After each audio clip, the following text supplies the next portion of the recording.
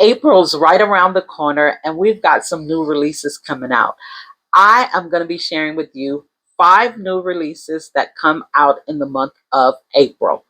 Last month I did March. So each month at the last week of the month, I'll be sharing the new releases of the following month. This month, for the month of April, I have 5. My name is Raquel. Welcome and welcome back. Let's get started. So the first book I have is called Happy Land. It is by Dolan Perkins Valdez, and it comes out on April 8th.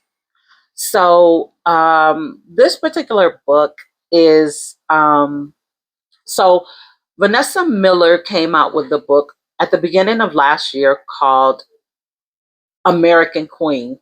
It too was about Happy Land. So it's a fictional story about a real life place. And that book was so good. I really, really enjoyed it. And so I'm really looking forward to reading this one. I'm going to go ahead and read the synopsis. I don't know what any of these books are about. I mean, like in a general sense, but I'm going to be reading the synopsis to them. So this one is Happy Land by Dolan Perkins Valdez. It comes out on April 8th. It says a woman learns the incredible story of a real life American kingdom, her family ties to it. In this enthralling novel from New York best-selling NAACP Image Award winning author of Take My Hand. A woman learns the astonishing truth about her family ties to a vanished American kingdom in this riveting new novel from the New York. Oh, geez, I think did I don't know if I read that, but I'm not reading it again because it says the same thing or generally the same thing. Anyway, Nikki Berry hasn't seen her grandmother in years due to a mysterious estrangement inherited from her mother. So when the elder calls out of the blue with an urgent request for Nikki to visit her in the hills of western North Virginia, Nikki hesitates only for a moment. After years of silence in her family, she's determined to learn the truth while she still can. But instead of answers about the recent past, Mother Rita tells Nikki an incredible story of a kingdom on this very mountain and of her great great great grandmother, Luella, who would become its king. It sounds like the making of a fairy tale, royalty among a community of free people. But the more Nikki learns about the kingdom of Happy Land and the lives of those who dwelled in the ruins she discovers in the woods, the more she realizes how much her identity and her family's secrets are wrapped up in these hills. Because the land is their legacy and it will be up to her to protect it before, like so much else, is stolen away.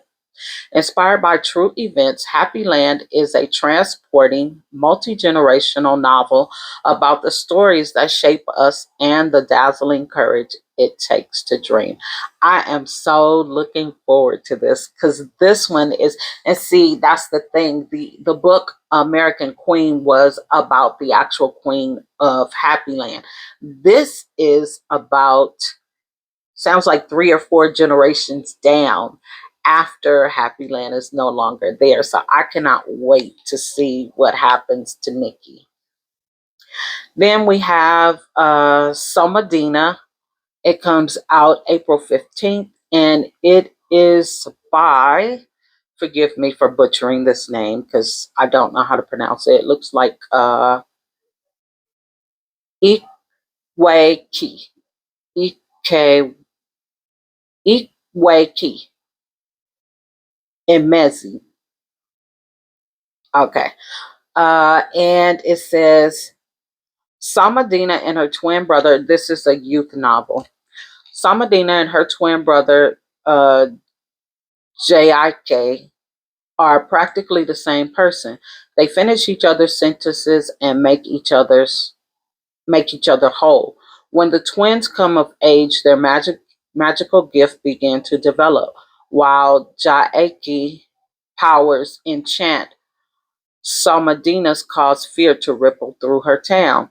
Always an outsider, Salmadina now faces blatant and dangerous hostility, and things go from bad to worse when her brother, the one person she trusted, vanishes.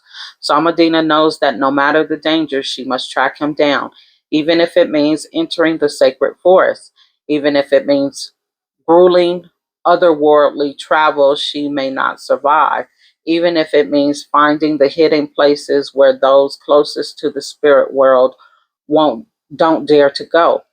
Does Samadina have the strength within both her body and her soul for trying the journey ahead?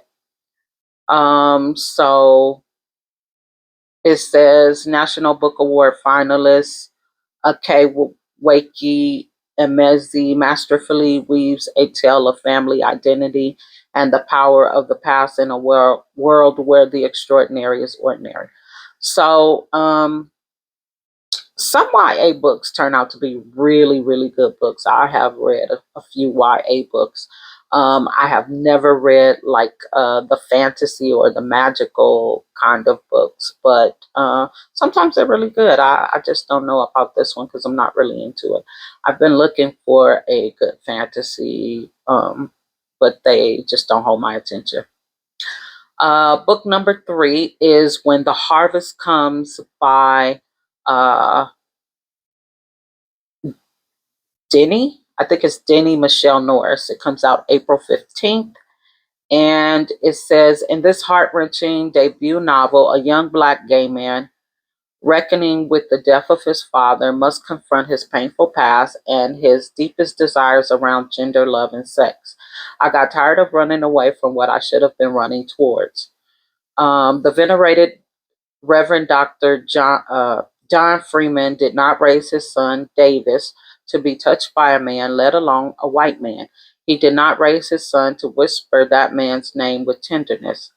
But on the eve of his wedding, all Davis can think about is how beautiful he wants to look when he meets his beloved Everett at the altar. Never mind that his mother, who died decades before, and his father, whose anger drove Davis to flee their home in Ohio for a freer life in New York, won't be there to walk him down the aisle. All Davis needs to be happy in this life is Everett, his new family, and his burgeoning career as an award winning violinist. When Davis learns during the wedding reception that his father has died in a terrible car accident, years of childhood trauma and unspoken emotions resurface. Davis must revisit everything that went wrong between them, his fledgling marriage, and irresistible self confidence spiraling into a pit of despair. Uh, this kind of sounds like Isaac's song. That is just reading that. That's what it reminds me of. And I haven't finished Isaac's song, so I don't know. Maybe I'll catch it one day. I'm not sure if I'm not even gonna pretend like I might read it because I haven't even read Isaac's song yet. And which I'm really looking forward to reading Isaac's song. And then we have Zeal by Morgan Jerkins. It comes out on April 22nd. And it says the New York Times bestselling author of This Will Be My Undoing and Call Baby returns with an epic multi generational novel that illuminates the legacy of slavery and the power of romantic love. Harlem 2019, Ordella and Oliver are hosting their engagement party. As the guests get ready to leave, he hands her a love letter on a yellowing, crumbling piece of paper. Natchez, 1865, discharged from the Union Army as a free man after the war's end. Harrison returns to Mississippi to reunite with the woman he loved, Tirza. I don't know if that's how you pronounce it. Upon his arrival at the Freedmen's Bureau, though he catches the eye of a woman working there, who's determined to thwart his efforts to find his beloved. After tragedy strikes, Harrison resigns himself to a life with her. Meanwhile, in Louisiana, the newly freed Tirza is teaching at a freedmen's school and discovers an advertisement in the local paper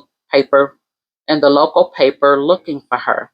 Though she knows Harrison must have placed it and longs to find him, the risk of fleeing are too great, and Tirza chooses the life of seemingly security right in front of her.